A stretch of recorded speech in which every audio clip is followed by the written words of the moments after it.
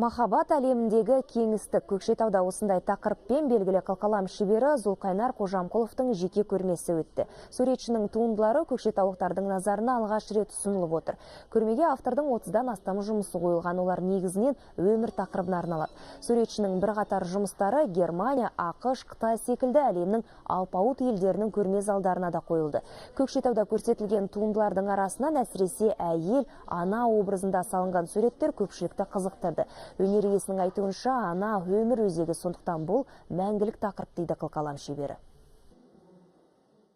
Более национальную тему я поднимаю. Мен көбіне ұлттық тақырыпта қалам тербеймін. Қазақтың құрақ көрпесі мен киіз үйін бейнелеу арқылы салт дәстүрімізді кеңінен насихаттағым келеді. Ал әйел ана тақырыбы өз алдына бір әлем.